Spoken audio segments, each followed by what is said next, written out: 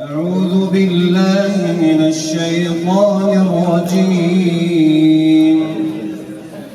بسم الله الرحمن الرحيم. الحمد لله رب العالمين الرحمن الرحيم ملك يوم الدين. إياك نعبد وإياك نستعين. اهدنا الصراط المستقيم صراط الذين أنعمت عليهم غير المغضوب عليهم ولا الضالين.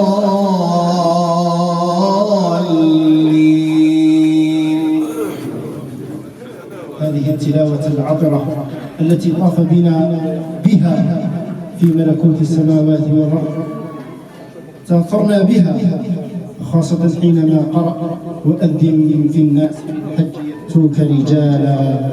يأتوك رجالا وعلى كل ضامر.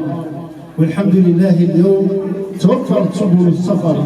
بهذه ذي بدء أحيل الكلمة إلى مدير الوكالة، المدير التنفيذي للوكالة السيد شريف عبد الباقي، يلقي كلمة على الحضور الكرام، فليتفضل مشكورا. نلتقي اليوم في هذا الحفل البهيج بمناسبة افتتاح المقر الجديد لوكالة أنوار الصباح للسياحة والأسفار بورتبع والريج.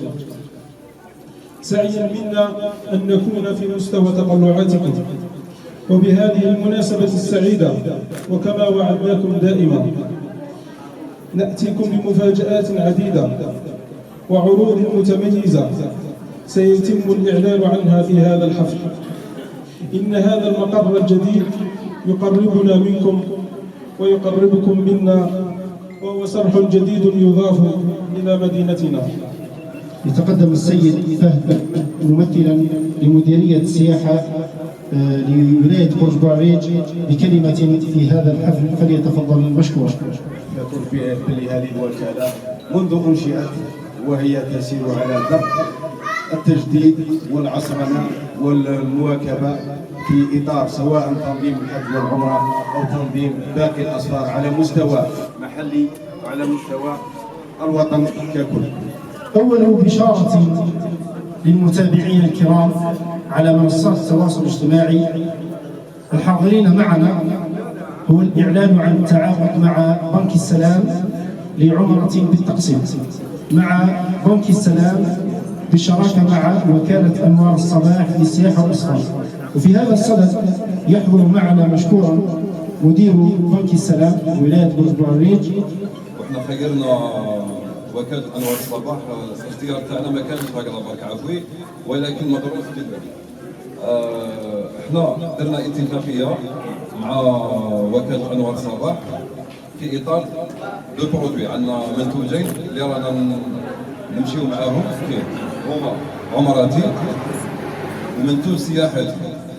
او كاين لي فلاير هنا الجماعه اللي تحب تربطهم، سينو الا خلاصوا ولا رانا اونفاس المحكمه مصرف السلام. مرحبا بكم، نفهمكم مليح في الخطوات كيفاه. المهم هي عمره بالتقسيط بدون اي دفع مسبق، على حساب الرساله تاعكم. تستفادوا من العمره لمده سنتين. الاقساط الشهريه راح تكون صغيره ماشي كبيره بزاف. وبالنسبه للناحيه الشرعيه راه عندنا هيئه الفتوى الشرعيه راهي سكات في هذا الشيء وراهي حلال. واعظم خدمه هي خدمه الحجاج، وانتم تعلمون اجر خدمه الحجاج. وقد ذكر القران الكريم كيف كانت العرب قديما وكيف كانوا يتنافسون في خدمه الحجاج، الى درجه ان قارنوا بين الايمان وبين خدمه الحاج. اجعلتم سقايه الحاج وعماره المسجد الحرام كمن امن بالله واليوم الاخر. نسال الله له التوفيق والسداد.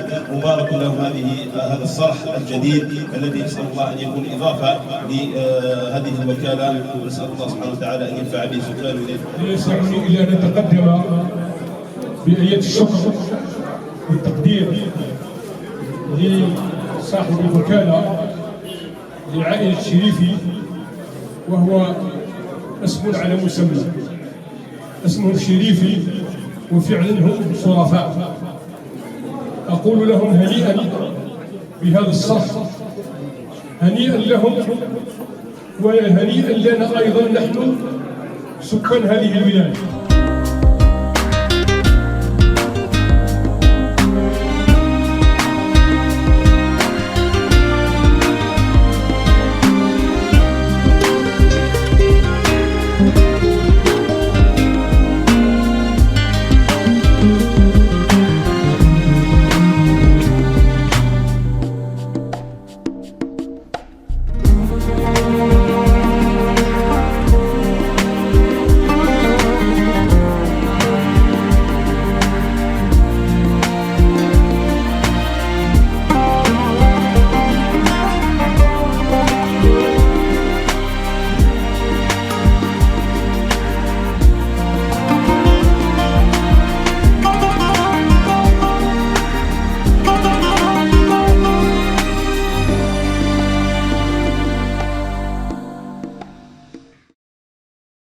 أعوذ بالله من الشيطان الرجيم. بسم الله الرحمن الرحيم. الحمد لله رب العالمين، الرحمن الرحيم، ملك يوم الدين. إياك نعبد وإياك نستعين. اهدنا الصراط المستقيم، صراط الذين أنعمت عليهم غير المغضوب عليهم ولا الضالين.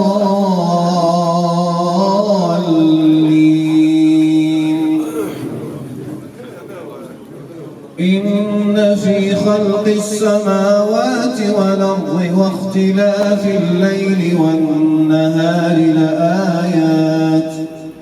لآيات لأولي الألباب الذين يذكرون الله قياما وقعودا وعلى جنوبهم ويتفكرون في خلق السماوات والأرض ربنا ما خلقت هذا باطلا سبحانك فقنا عذاب النار. بسم الله الرحمن الرحيم. يا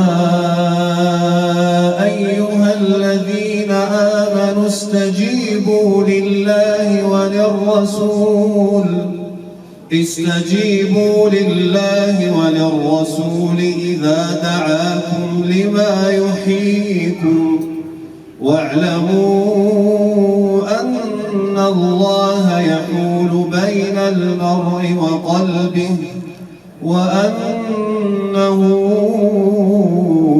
إليه تحشرون. بسم الله الرحمن الرحيم. وإذ بوأنا لإبراهيم مكان البيت ألا تشرك بي شيئا وطهر بيتي للطائفين والقائمين والركع السجود.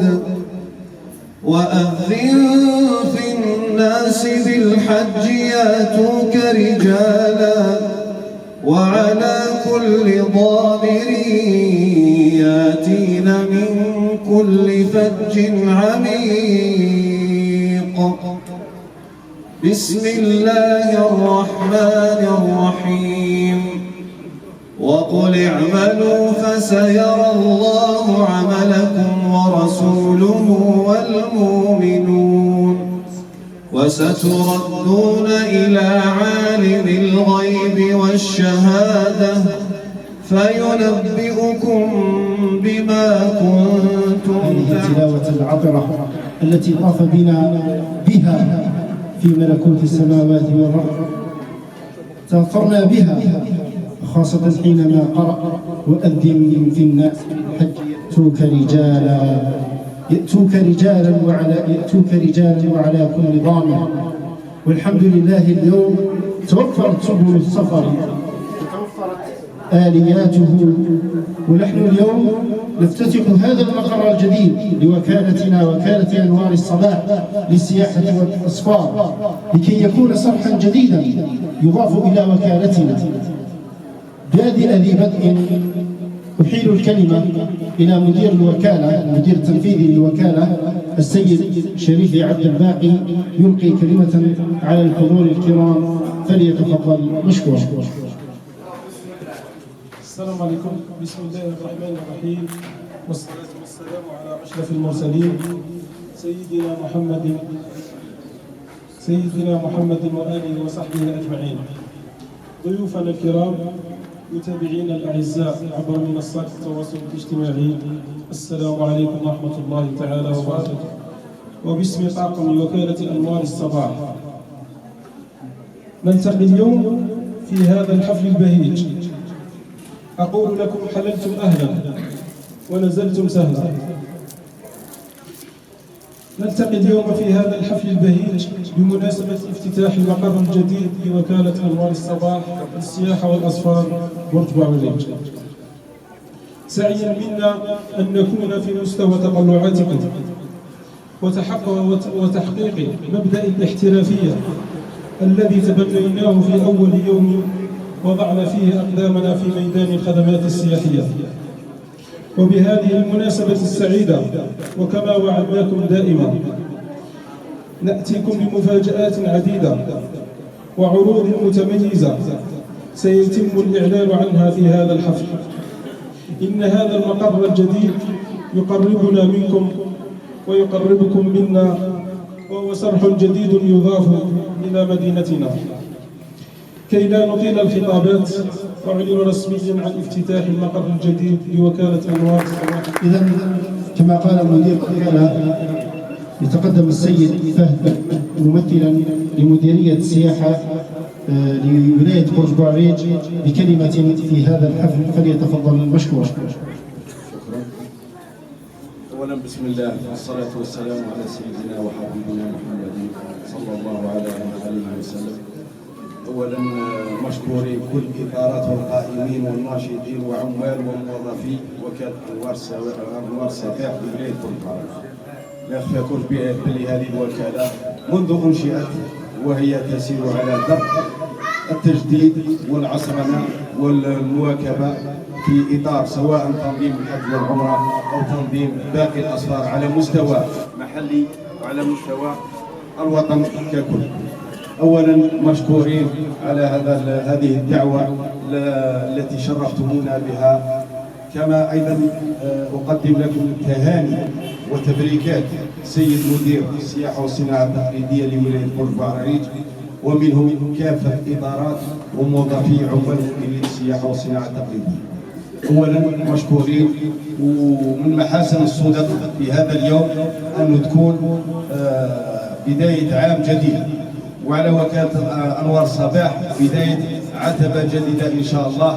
نسأل الله في هذا اليوم أن إن شاء الله تكون عتبة خير وبركة، بعزيمة جديدة وبمقر جديد وبنفس جديد في خدمة السياحة والتنمية السياحية وخدمة زوار بيت الله الحرام. وشكرا وبالتوفيق إن شاء الله. 20 مدينة وولاية من ولايات الجزائر فروع وكالة أنوار الصباح بهذا المقر، مقر الوكالة الأم. أول بشارة للمتابعين الكرام على منصات التواصل الاجتماعي الحاضرين معنا هو الإعلان عن التعاقد مع بنك السلام لعمرة بالتقسيط. عمرة بالتقسيط مع بنك السلام بالشراكة مع وكالة أنوار الصباح للسياحة والإسفار. وفي هذا الصدد يحضر معنا مشكورا مدير بنك السلام ولاية برج بعريج، فليتفضل مشكورا نلقي عليكم كلمة. السلام عليكم ورحمة الله تعالى وبركاته. بسم الله الرحمن الرحيم. نشكر الوكالة ككل، وإحنا خيرنا وكالة أنوار الصباح. الاختيار تاعنا ما كانش هكذا برك عفوي، ولكن مظروف جدا. احنا درنا اتفاقية مع وكالة أنوار الصباح في إطار دو برودوي. عندنا منتوجين اللي رانا نمشيو معاهم فيه، هما عمراتي ومنتوج سياحي. او كاين اللي فلاير هنا الجماعه اللي تحب تربطهم، سينو الا خلاص والله رانا انفاس المحكمه مصرف السلام.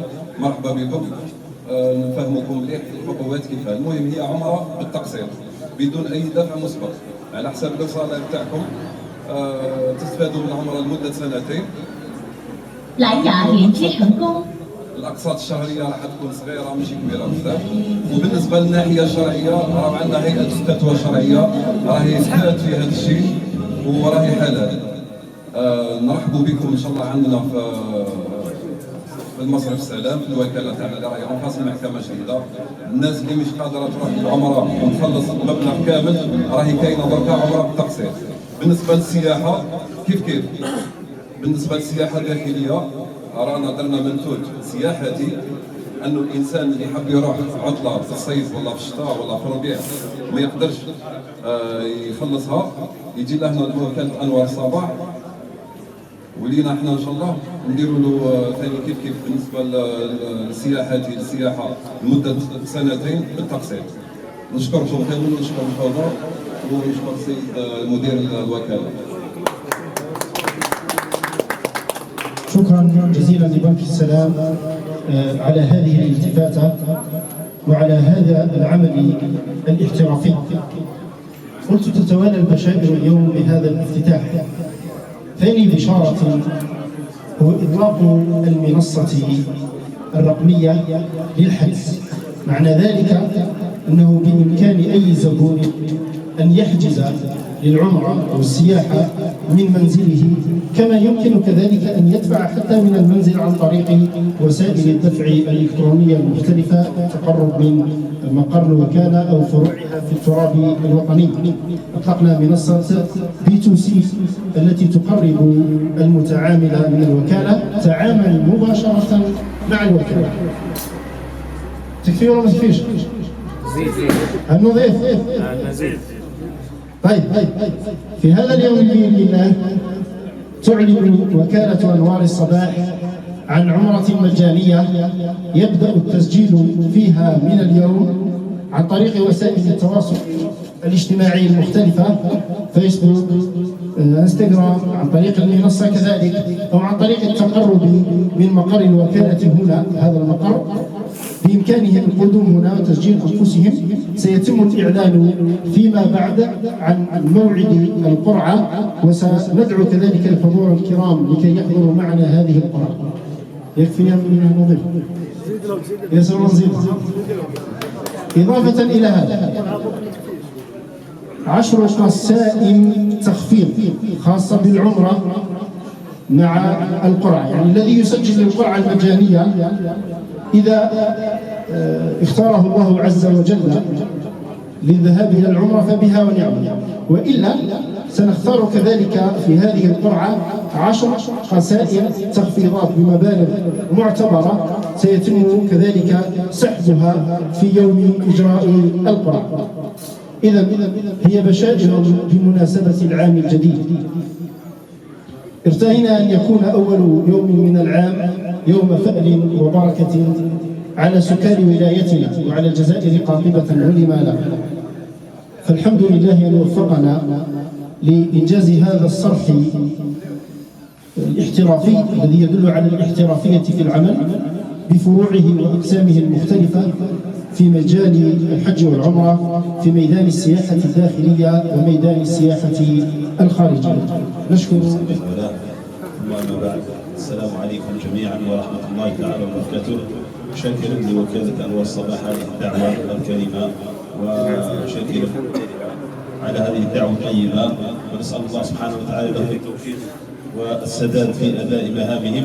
وأعظم خدمة هي خدمة الحجاج، أنتم تعلمون أجر خدمة الحجاج، وقد ذكر القرآن الكريم كيف كانت العرب قديما وكيف كانوا يتنافسون في خدمة الحجاج، إلى درجة أن قارنوا بين الإيمان وبين خدمة الحاج، أجعلتم سقاية الحاج وعمارة المسجد الحرام كمن آمن بالله واليوم الآخر. نسأل الله له التوفيق والسداد. مبارك لهم هذا الصرح الجديد الذي نسأل الله أن يكون إضافة هذه الوكالة، ونسأل الله سبحانه وتعالى أن ينفع به سكانه. خاصة بمنصة الحجوزات B2B الخاصة بالوكالات والمتعاملين الذين يمكنهم كذلك، هي RTW بوكينج، يتعامل معنا فيها الوكالات السياحية بإمكانهم القيام بحجوزات فندقية لحجز تذاكر السفر. وهذه المنصة خاصة بالوكالات السياحية الأخرى، يعني يمكن لأي وكالة سياحية أن تتعامل بفضل هذه المنصة مع وكالة أنوار الصباح. قبل ذلك نقدم كلمة ما دام حاضرا معنا الأستاذ وشم، فليتفضل مشكورا، وهو إطار إطارات ولاية برج بوعريريج الذي يشهد له بالكفاءة. كان معنا اليوم ولزاما علينا أن نعطيه كلمة لكي يجدو بما في خاطره، فليتفضل مشكورا. بسم الله والصلاة والسلام على رسول الله. بدء لا يسعني إلا أن نتقدم بآيات الشكر والتقدير لصاحب الوكالة لعائلة الشريفي، وهو اسم على مسمى، اسمه الشريفي وفعلا هم شرفاء. أقول لهم هنيئا بهذا الصرح، هنيئا لهم وهنيئا لنا أيضا نحن سكان هذه الولاية. إذا نهنئهم بهذا الصرح الذي يعتبر لبنة جديدة في ولاية برج بوعريريج، ونهني جميع سكان الولاية بهذا الصرح. هذه الوكالة منذ نشأتها وهي تتطور شيئا فشيئا إلا أن وصلت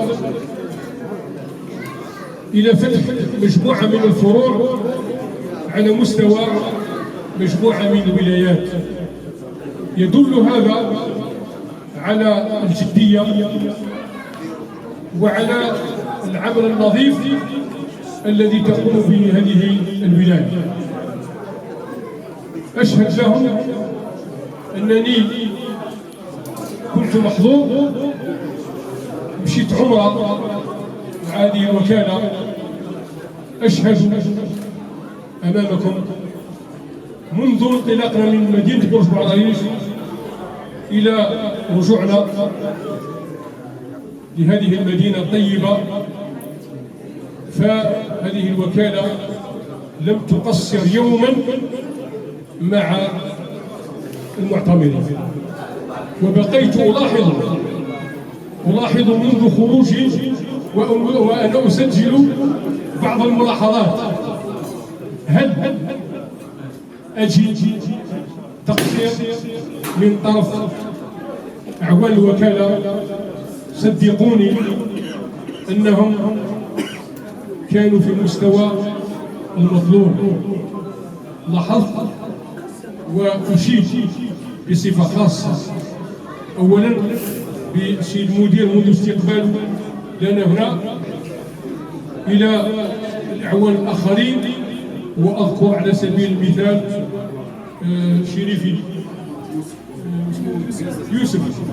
صدقوني المرشد، صدقوني أنني لاحظت ما همش من برج، لاحظت بعض شيوخ وبعض العجائز من ولاية الدية كانوا كبار في السن، ما همش قادرين يمشيوا في السعي وإلا في الطواف. كان هو قائم بهم كما ينبغي، وأدوا المناسك نتاع العمرة كما ينبغي بفضل هؤلاء أعوان هذه الوكالة. إذا أقول هنيئا لهم، وأسأل الله العلي القدير أن يوفقهم لما فيه الخير لولايتنا وللجزائر بصفة عامة. وبارك الله فيكم وشكرا. شكرا جزيلا على هذه الكلمة التي نبعت من القلب فوصلت إلى قلوبنا.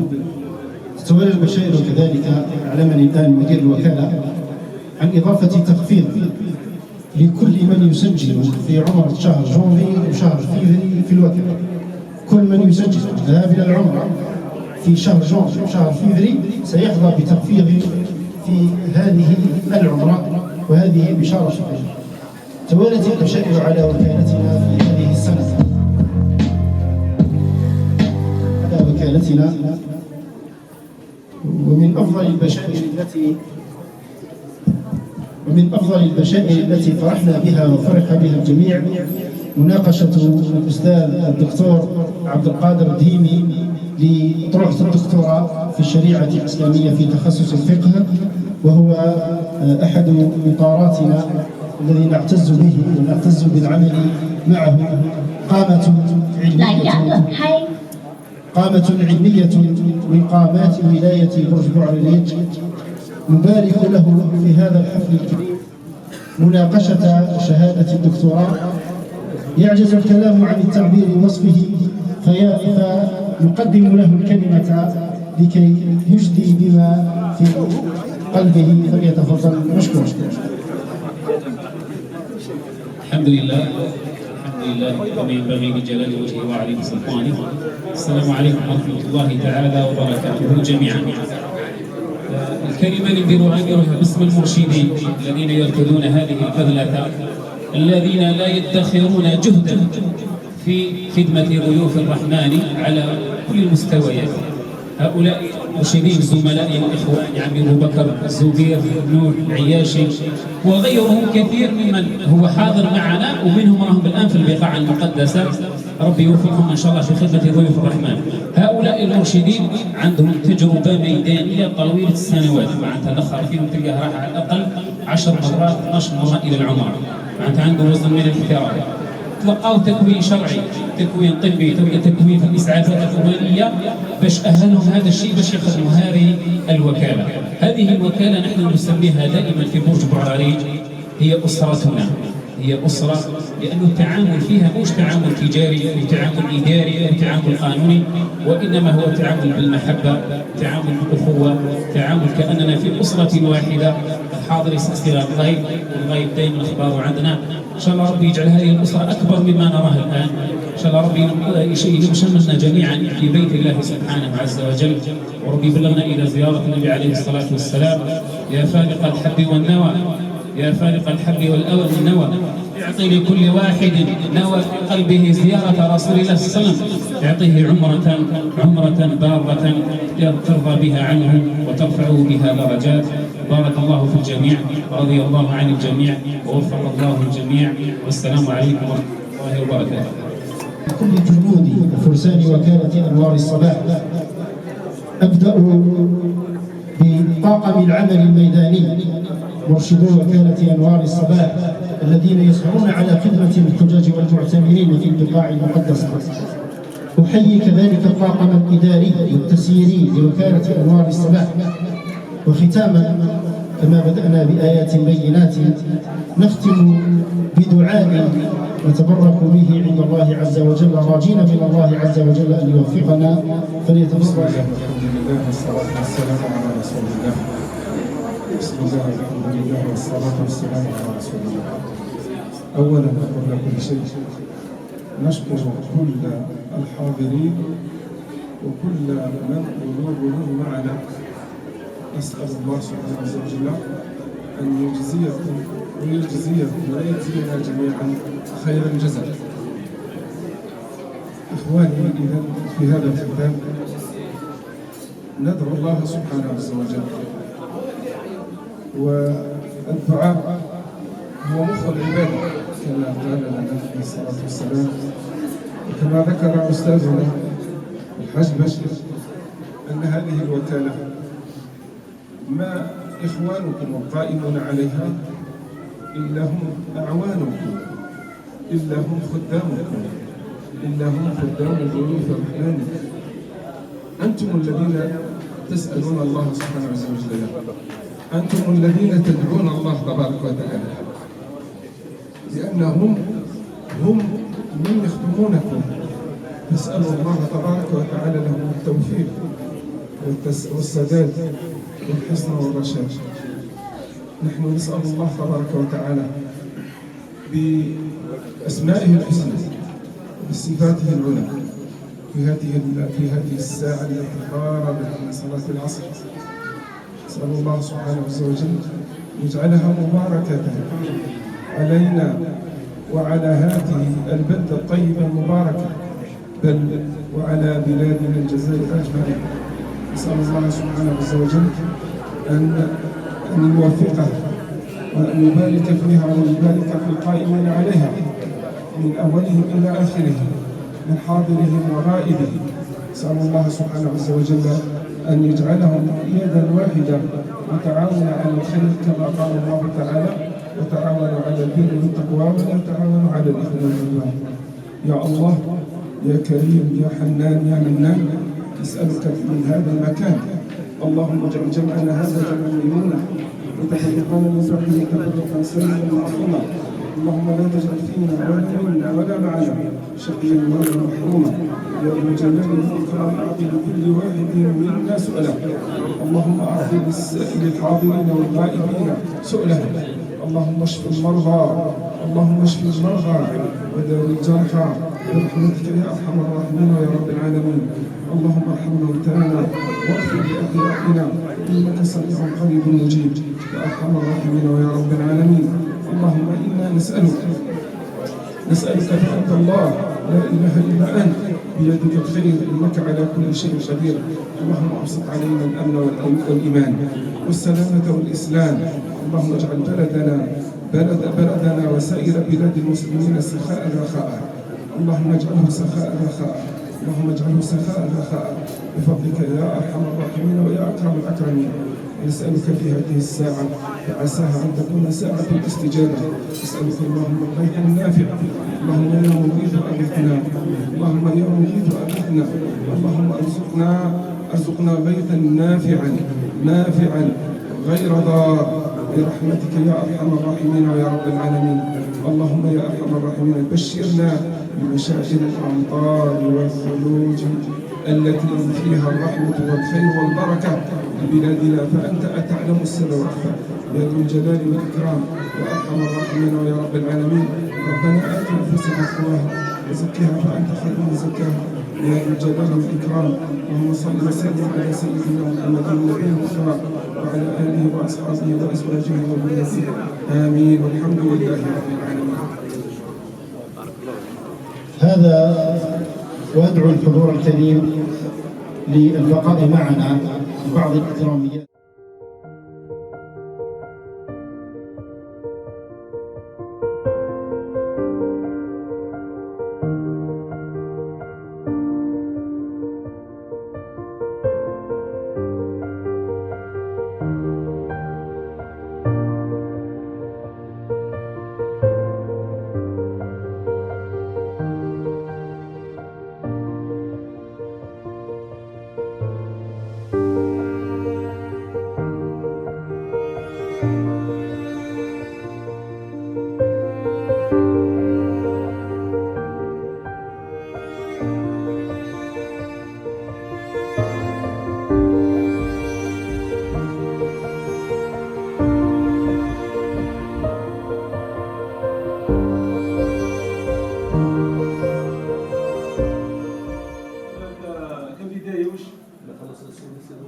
مبينا ليغفر لك الله ما تقدم من ذنبك وما تأخر ويتم نعمته عليك ويهديك صراطا مستقيما وينصرك الله نصرا عزيزا. هو الذي أنزل السكينة في قلوب المؤمنين ليزدادوا إيمانا مع إيمانهم ولله جنود السماوات والأرض وكان الله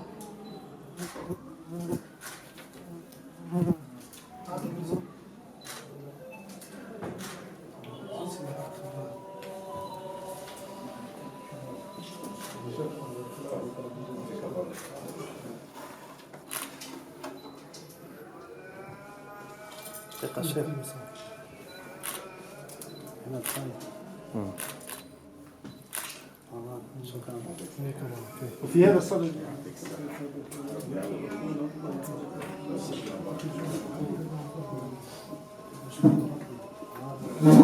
في مدينة بورتوريلي بالك كامل تعرفوا مصرف السلام بصح ما كانش لهنا في الولاية تاعنا. حلينا المصرف تاعنا وبدينا نخدموه الى ان خرجنا منتوج جديد اللي هو عمراتي واسمه منتوج عمراتي. هو عمره بالتقسيط. عمره بالتقسيط اللي البنكه تاعنا راهي تنفرد. البنك تاعنا راهو ينفرد بهذا المنتوج. ما كانش حتى بنك راهو يخدم العمره بالتقسيط. احنا البنك الوحيد اللي رانا نخدموه. كيف تتم العمليه تاع العمره بالتقسيط؟ اولا بالنسبه للشروط سهله خلاص. بالنسبه للناس اللي تتقاضى اجره شهريه تساوي او تزيد على مبلغ 30,000 دينار جزائري يعني 8 ملايين دينار 8 سنتيم. اي واحد يخدم والله متقاعد اقل من 70 سنه يقدر يجي يتقدم عندنا يدير عمره بالتقسيط. يخلص بشرط انه يكون يخلص 3 ملايين وطلع. اذا كان 2 ملايين و950 نقدروا نعقبوا ماشي مشكل. كاينين الناس يجيونا ديكاوين 10 يقول لك على جال 10,000 على جال 5,000 نعقبوه. حنا رانا ندافعوا على الملفات تاعهم باش نعقبوه. الشرط الثاني اللي حنا اللي مدايرينه حنا هو انك تفتح دفتر ادخار عمرات يوسف. دفتر ادخار تاع عمر كيما دفتر الادخار ليفري ديبار تفتحوا عندنا. واش هو شرط انك اذا استفدت من العمره بالتقسيط رايح تخلي هذاك المبلغ لمده سنه في الكونت تاعك.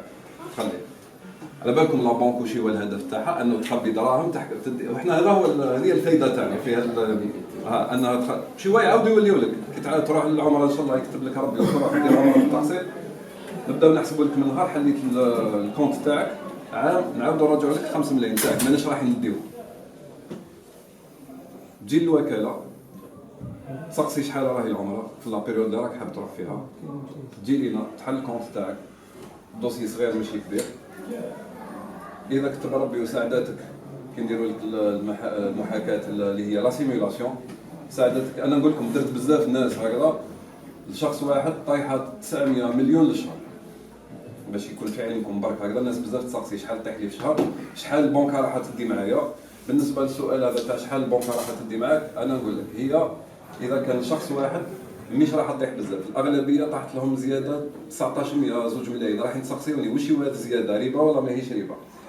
اولا احنا البنك تاعنا عندنا هيئه الفتوى الشرعيه، وحده في دبي وعندنا في الجزائر العاصمه، لا ديريكسيون تاعنا فتات باللي هذه راهي حلال ماهيش حرام. كيف حلال؟ احنا دايرين اجاره خدمات، معناها غروسو مودو انه انا راح نشري العمره من عند وكاله انوار صباح وراح نعاود نبيعها لك. انا شريت العمره ب 20 مليون مثال، انا راح نقول لك راح على عامين انا راح نحسبها لك 22 مليون، راح نحسبها لك 22 مليون. يقدر المستفيد من الدفتر هذا يقدر يدي اي شخص قال انا نحوس ندي موا، جاوني الناس يقول لي انا نحوس ندي موا الحلم تاعها انا تروح للعمره، ندير لها انا الفاسيليتي. هو يجي بالملف تاعو مو عجوز كبيره يحوس يبعثها، باسكو حنا قلنا الشرط هو 70 سنه. تقدر اي شخص يدير للوالدين تاعو ولا الاخت تاعو ولا الاخت تاعو ولا لصاحبه مثلا. يقدر الانسان اللي عنده لا كاباسيتي دونديتمون، يعني عنده وكايه مقبوله مع الباليش صديقه 4 ملايين 4 ملايين ولا 5 ملايين، انه يدير زوج اشخاص، يدير بالملف تاعو برك يدير زوج اشخاص يدير لهم عمره بالتقسيط. مثلا واحد حاب يهدي باباه ومو عمره، هذا يعني ان شاء الله اللي مازالوا والديهم عايشين، والله اي حاجه كبيره بزاف، حاجه مليحه. هذا هو اون جينيرال. احنا كيف رانا نخدموا، تخير المده تحب عام تحب عامين، اللي يحب هو اون جينيرال يديروا عامين يقول لك باش ما نسلكش بزاف، باسكو كي دير عام راك تولي تسلك لو دوبل تاع واش كنت نقول لك دير. مثلا دير عام ولا تسلك 900 للشهر تولي تسلك 1800 للشهر، بصح كاين اللي يحب يتهنى يقول لك في عام ونتهنى. هذه هي. دونك نرحب بكم. وهذا راه منتوج كاين الناس بزاف ما على بالهمش باللي اكزيستي. رانا في اونفاس المحكمه مقابل المحكمه جديده مصرف السلام قدام وين كان جاي، وين راهو جايهم الشوروم تاع جايهم. اي استفسار راكم تلقاوني انا ثم مرحبا بكم في اي وقت. ان شاء الله نكون فهمتكم. إذا كما فهمنا فيما يخص العمرة ليس تعامل كلياتي، هو تعامل مباشرة مع البنك، أنك تشتري المنتوج من البنك لا تشتريه من الوكالة. البنك يشتري ويدفع للوكالة المبلغ كاملا، فأنت تشتري مباشرة. واش يجي موراها؟ وين المده مثلا انا قلت كاين حوس نروح حليت الكونت تاعك وغزيت فيه 50 ملايين وبعد قلت لي ما نروحش، ما كاينش مشكل. لا احنا نقولوا نضرب بالسيف. معليش باش نفهم درك. من بعد هل في المده هذه نعطيك مثال، انا كنت مرضي خدام عند الدوله مرضي ما قدرتش نجي نفاسي في الموا. هل السعر يتبدل من بعد ولا ما يتبدلش؟ ما يتبدلش، ما عندناش لازم يوليو يخلصوا عندنا. دونك راح نحيو الطول، ما نستناوكش تجي تفارسي، راح نحيو. في حاله ما اذا انت راك تسلك في سي بي ولا في البنكه ودرت مرضي وما خلصتش في هذيك، موش راح يكونوا لي بيناليتي دو، راح نعيطوا لك، راح نقولوا لك روح سلك. علاه ما سلكتش؟ كليون تاعنا نعرفوهم راح نقدروا نصبروا، فهمتني؟ ما كانش مشكل، ما نقولولوش لازم تجي تسلك ولا ما كانش كاين تيسير. كيف فهم الفريق تاعنا قال ها هو كيفاش تكون الاجراءات اذا كان لها حوست اكثر روح للبنك، ها هو راه جاي يروح هو البنك يزيد يدير معاه الاجراءات اللازمه اللي عليه. حنايا معنا علاش يرجع لنا؟ باسكو كاين رحلات فيها تنظيم رحله منها وما يقدرش، كاين رحله حوايج تقنيه ما يقدرش يخدمهم في البنك، ما يقدرش يستقبلوا يشرح له الفندق يشرح له، يجي لهنا نكملوا حنا معاه قال واش من رحله من الرحلات اللي كاينين، ها واش كاينه من المعروض اللي كاينين واش تخيرتها، هو يخير الرحله تاعو الفندق تاعو والاقتطاع هذيك مع البنك. حنا معنا راح يخير العمره تاع البنك.